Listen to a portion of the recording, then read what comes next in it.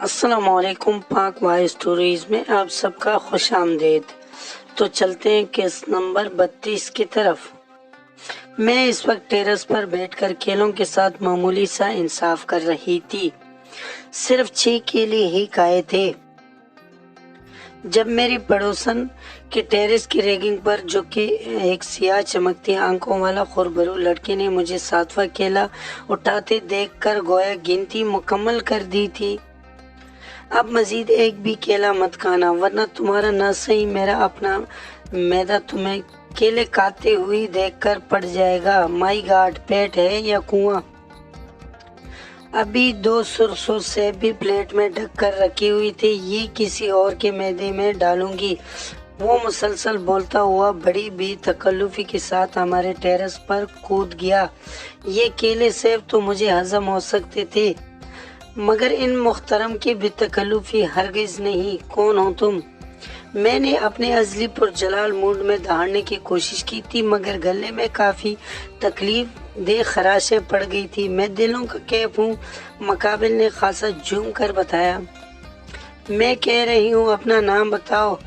مجھے ایک دفعہ پھر تخلق لہجہ بنانا پڑا۔ بتایا تو ہے، کیف ہوں، سرور ہوں، نشہ ہوں، خمار ہوں، مستی ہوں۔ وہ پھر سے دلار بھرے انداز میں بولا، یہ سارے نام تمہارے ہیں؟ احمق، مجھے صرف ایک نام بتاؤ، میں نے جھاڑ کر کہا۔ دراصل میرا ارادہ یہ تھا کہ ریگنگ پلاگنگ کی ذرا رخسانہ آنٹی گل کی ممی سے شکایت لگا کر آتی ہوں کہ گھر میں کسی تہذیب مہمان کو رکھا ہوا ہے جو بغیر اجازت کے دوسروں کے گھروں میں گھس کر بے تکلف ہونے کی کوشش کرتا ہے۔ رخسانہ آنٹی تمہارے رشتے میں کیا لگتی ہے؟ میں نے آنکھیں دکھا کر پوچھا۔ ڈیڈی کی بہن، یعنی تمہاری پھوپھو، یہی سمجھ لے۔ اب وہ ریگنگ کے اوپر جھک کر ہمارے لان کا جائزہ لے رہا تھا۔ یہ پھول پودے کس نے لگائے؟ سایہ نے۔ میں نے سوچا کیوں نہ تعریف ہی بٹوری جائے۔ یہ کون خاتون ہے؟ وہ جھونک کر پوچھنے لگا۔ میں اور کون؟ اوہ، تو آپ کا نام سایہ ہے؟ اس نے آنکھیں سکٹر کر کے میری طرف دیکھنا شروع کر دیا۔ آپ کا نام تو کوئی باری برق کے کم قسم کا ہونا چاہیے تھا۔ دردانہ ستوت ارایا حزیرہ بیگم۔ کیا مطلب؟ میں چیخ اٹھی، دفع ہو جاؤ یہاں سے، کوئی میرے صحت پر چوٹ کرے تو میں زخمی شیرنی بن جاتی تھی۔ کچھ میں فطرتاً جھگڑالو تھی، دراصل اس کے پیچھے بھی بے شمار وجوہات ہیں۔ میرے گھر والوں کے بے شمار زیادتیاں اور ظلم جو عمر کے مختلف ادوار میں مجھ پر ٹوٹتے رہے ہیں۔ شروع سے ہی مجھے ہر بات پر ڈیگریڈ کرنا۔ میں جو عماد بھائی کے اتنے سالوں بعد اس گھرانے میں پیدا ہوئی، تو ان لوگوں کو میری قدر کرنا چاہیے تھی۔ ہونا تو یہ چاہیے تھا کہ یہ لوگ شکرانے پڑھتے، نیازیں بانٹتے، مگر ہوا کچھ یوں۔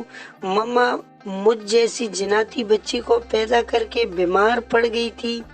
سارے گھر والے معصوم سے گول گوتنی بچی کو بھول بھال کر مما کے غم میں آدھا موئے ہونے لگے۔ پاپا نے تو اس وقت جذبات میں آ کر یہ تک کہہ دیا، اس سے بہتر تھا میں بے اولاد ہی رہتا۔ یہ اس نازک گھڑی کی جذباتی سی کیفیت تھی۔ بعد میں پاپا نے مجھے اپنے آنکھوں کا ستارہ اور ہتھیلی کا چالا بنانا چاہا، تو میری ہٹلر مما درمیان میں کود پڑی۔ مراد کیا سائی کو بگاڑ دیں گے؟ ایک ہی ہماری بیٹی ہے، اس کی تربیت میں چوک نہیں ہونی چاہیے۔ مما نے 2 سال کی عمر میں تربیت کرنے کے چکر میں مجھے جو خونخوار نظروں سے گھورنا شروع کیا، وہ اب تک یہی سلسلہ چلتا آ رہا ہے۔ میں بچپن سے ہی مما کے ظلم و جبر کا نشانہ بنتی رہی ہوں۔ ظاہر ہے اکلوتی تھی، سارے ستم مجھ مسکین پر ہی ڈھائے گئے۔ عماد بھائی ایک تو مجھ سے بہت بڑے تھے، اوپر سے بلا کے فرمانبردار تھے۔ مجھے دیکھ کر تو مما کے ہول پڑتے تھے، ہائے لڑکی ذات اور ایسی بدزبان بولتی ہے، تو گویا چھت پاڑنے کے ارادے سے۔ کبھی عماد کی اونچی آواز میں بات کرتے دیکھا ہے؟ مما کا خیال تھا قصور میرا بھی نہیں، میں اپنی پھوپھو کا مزاج چرا لائی ہوں۔ सो मेरी गर्म मजाजी से घर वालों ने समझौता कर लिया। बस यही वजह थी कि मैं मुहतरमा आप किस मराकबे में चली गई हैं वो बिल्कुल मेरे सामने आ खड़ा हुआ था, और मैं जो माजी की भूल भुलैयों में गुम बचपन से अब तक अपने साथ की जाने वाली ज़ियादतियों के बारे में सोच रही थी, एकदम चौंक कर खूनख्वार नजरों से इसे देखने लगी। तुम अभी तक यही खड़े हो? जो ही मेरे नजर इसके हाथों तक गई, मेरा पारा चढ़ गया। वो कमीना नींबू का रस में कटी हुई सेब छट कर गया था। किसकी इजाजत से तुमने मेरे सेब खाए हैं? खाने पीने के मामले में भला इजाजत कैसी? इसने मेज से एक टिश्यू भी उठा लिया। जाओ यहाँ से, वरना मैं चौकीदार को बुला लाऊंगी।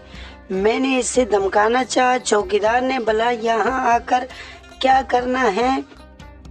इसने मासूमियत से पूछा। तुम्हें उठाकर दूसरे टेरेस पर फेंक देगा।